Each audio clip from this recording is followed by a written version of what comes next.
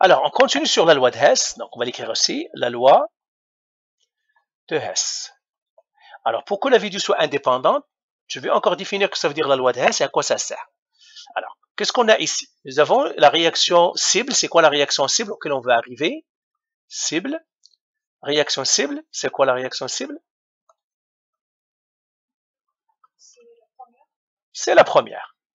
On veut arriver à trouver le delta H de cette, l'énergie c'est-à-dire l'enthalpie de cette réaction, c'est combien? Combien de chaleur? Soit qu'il va absorber, soit qu'il va donner. On ne sait pas est-ce qu'il sera exothermique ou endothermique. C'est une combustion, c'est que c'est exothermique. Mais pour l'instant, on peut assumer que non.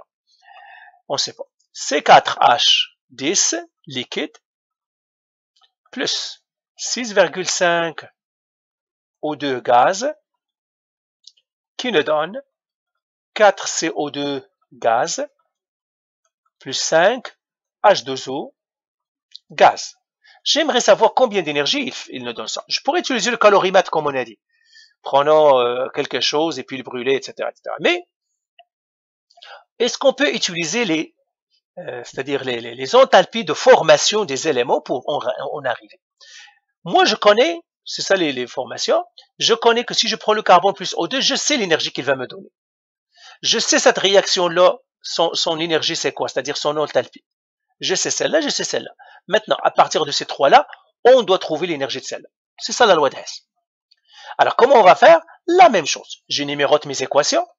Donc, comme nous avons fait dans l'exemple précédent, je numérote mes équations. Ça, c'est l'équation 1. Bah, ils l'ont numéroté pour moi. 1, 2, 3. Très bien. Maintenant, comment je vais faire? Premièrement, j'ai C4H10 liquide. Où est-ce qu'il est ici? Dans les équations que je connais, ce sont ceux-là que je connais. Où est-ce qu'il y a C4H10 liquide? Dans la troisième. C4H10 liquide. Dans la troisième. Mais il y a un problème. C'est quoi le problème? Le C4H10 ici, il est dans les produits, alors que ma réaction cible, il doit être dans les... Qu'est-ce que je dois faire? Switcher ou bien inverser l'équation. Donc, je l'écris ici. Étape 1. Il n'y a rien switché, il est dans le bon côté. Étape 1, qu'est-ce qu'on fait? Inverser. Quelle équation? Inverser l'équation 3. Je vais l'inverser. Eh bien, je l'inverse. Donc, qu'est-ce que je vais faire? C4H10 liquide qui me donne 4C carbone solide plus 5 H2 gaz. Et quel est le delta H ici? Parce que j'ai switché 125,6 kJ. Donc là, j'ai réglé l'affaire du C4H10 pour l'instant. D'accord? Qu'est-ce que j'ai aussi? Dans les réactifs, j'ai l'oxygène. C'était correct? Mais l'oxygène, il est bon ici. J'ai l'oxygène ici dans les réactifs, j'ai l'oxygène ici dans les réactifs, donc je suis content.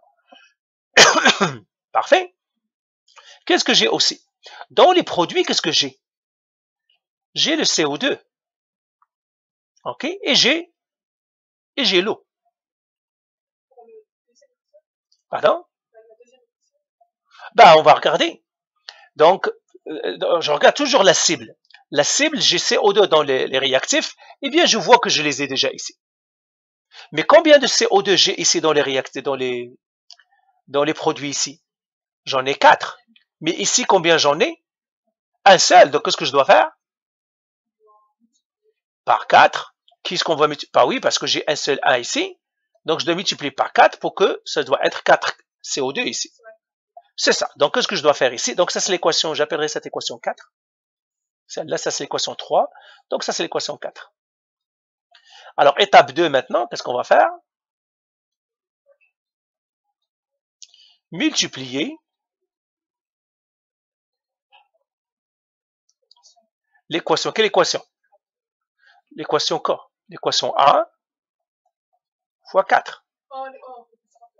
D'accord? Alors, si je la multiplie, qu'est-ce que ça me donne? Ça me donnerait 4 fois, je vais écrire l'équation comme ça, carbone solide plus O2 gaz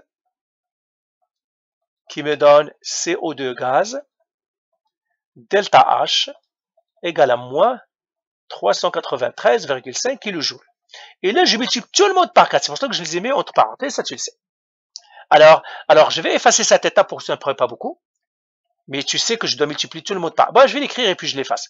Donc, ça me donnerait 4 carbone solide plus 4 O2 gaz qui me donne 4 CO2 gaz. Et le delta H ici maintenant. Voilà. C'est correct? Voilà. Je multiplie ça par 4. Donc, je dois faire 4 qui multiplie moins 393,5. Ça me donnerait moins 1574. Moins 1574 kilojoules. Alors, je vais effacer moi la ligne qui est ici. Tout simplement, je l'ai mis pour que... Mais on n'a pas besoin d'elle.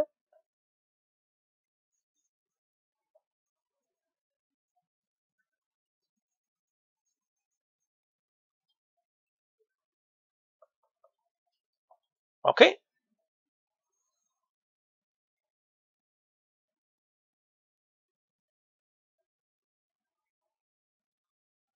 Je vais la mettre ici.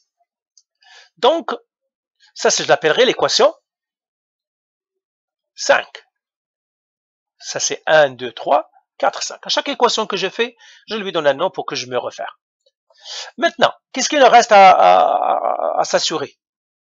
L'eau. J'ai 5 eaux ici. Alors, qu'est-ce que je dois faire pour avoir 5 eaux dans les produits?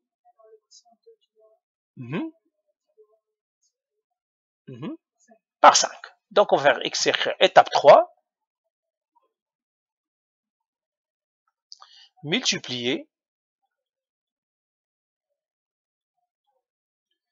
2 par 5. Et puis, je vais multiplier 2 par 5. Ça me donnerait donc 5 H2 gaz. Plus 1 demi fois 5, c'est 2,5 O2 gaz. Qui me donne 5 H2O gaz. Et le delta H, je dois prendre le delta de ce delta H là et je multiplie par 5. Est-ce que c'est clair? Alors, ça me donnerait maintenant 5 qui multiplie moins 241,8. Ça nous donne moins 1209. Moins 1209 kilojoules. Et ça, c'est l'équation 6.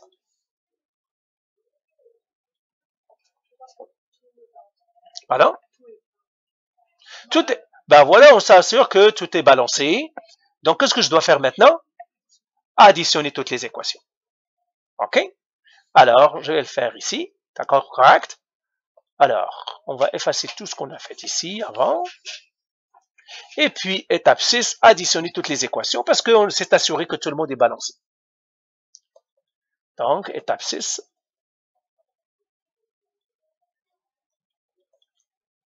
Additionner les équations. Quelle équation je vais additionner? Eh bien, je vais additionner l'équation, non pas lui, c'est ici, l'équation 4, 5 et 6. Ok, additionner les équations 4, 5 et 6. Est-ce que tu peux me donner l'équation 5 de ton cahier? 4, 4C, 4 quoi? Non, l'équation 4. Voilà l'équation C4H10. C'est l'équation 4. L'équation 4. 4C. Non, C4H10.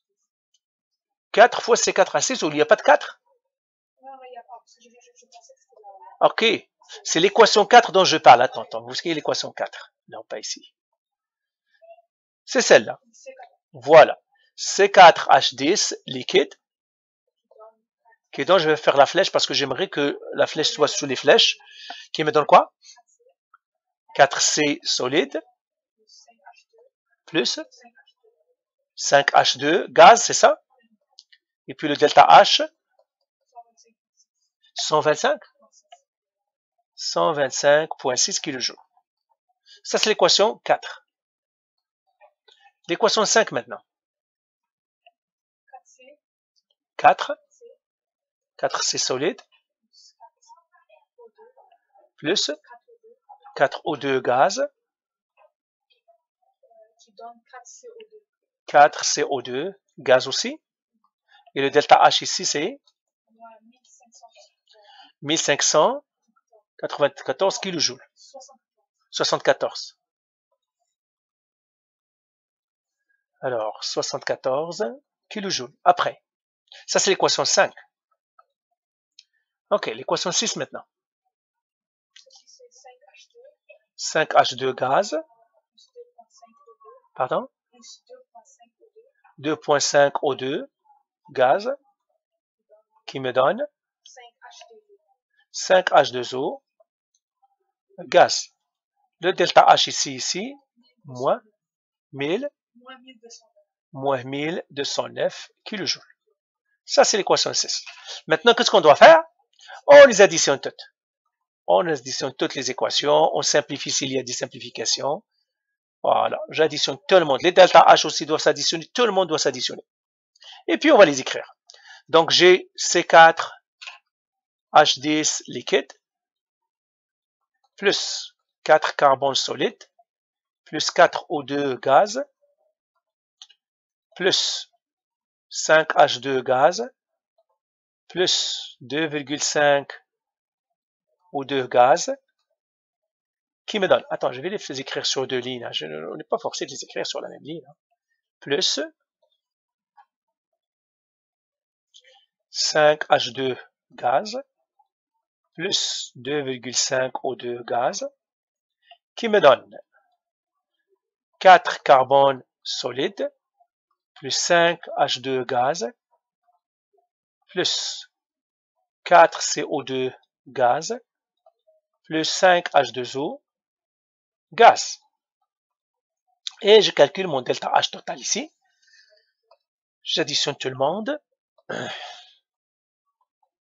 Et c'est d'ailleurs mon delta H là qui m'intéresse. Ok. Alors, j'ai 1125, pardon, .6 moins 1574 moins 1209, ça me donne moins 2657,4. Moins 2657,4 kJ. Mais il y a des simplifications à faire. Dans mon équation, j'ai calculé ça. Je dois faire des simplifications. J'ai 4 carbones ici, 4 carbones ici en avant. J'ai 5 hydrogènes ici, 5 hydrogènes ici. Et puis j'ai des oxygènes. 4 oxygènes plus 2,5 oxygènes, c'est 6,5.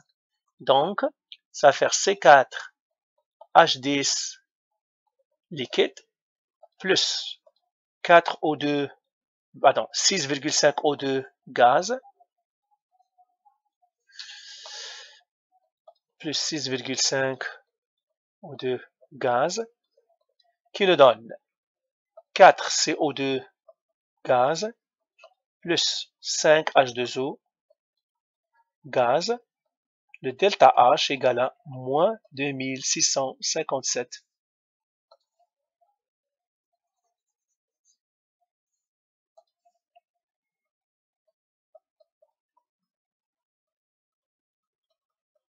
kJ.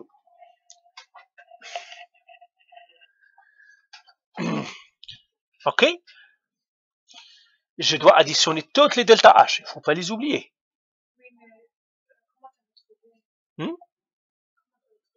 Ben oui, parce que 4O2 plus 2,5 O2, ça fait quoi? C'est les maths, ça. Ben voilà, ils sont partis. Pardon?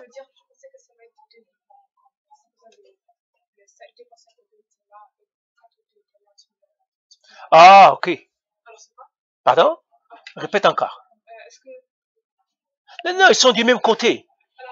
S'ils sont du même côté, on doit les additionner. S'ils ne sont pas du même côté, ben on les balance. Oui, ils sont du même côté, ils sont dans les réactifs. S'ils sont dans les réactifs, on les additionne, comme de l'algèbre, comme les maths. S'ils sont dans les produits, on les additionne. S'ils sont du même côté. Est-ce que c'est clair? 6,5. Mais tu enlèves le 4O2. Est-ce que c'est clair? C'est ça. 6,5 O2. Qui nous donne ça? Alors, je vérifie, est-ce que j'ai mon équation cible? C'est ça mon équation que j'ai trouvée. Ben, la cible, c'était ça. Ben, si je vérifie, bien celle-là. C4H10 liquide plus 6,5 O2 gaz qui me donne 4 CO2 plus 5 H2O. OK? Donc, voilà, on l'a fait. Alors, est-ce qu'il y a des situations plus compliquées? Oui. Parfois, il y a des situations qui demandent, on va peut-être faire un exemple qui demande un peu plus d'habilité de la pensée pour trouver où est-ce qu'on aura. Ouais, parfois, il y a plus d'étapes. Parfois, on a plus d'équations. Ici, on a très peu d'équations 3. Parfois, on a 5, 6. OK? Mais le principe est le même. Donc, la loi de Hess, qu'est-ce qu'il me dit? Il me dit tout simplement, si tu connais les réactions de formation, c'est-à-dire des éléments, tu peux trouver le delta H ou bien l'énergie, l'enthalpie d'une réaction. Si je connais des équations qui peuvent constituer celle-là. OK? Alors, je vais arrêter ça.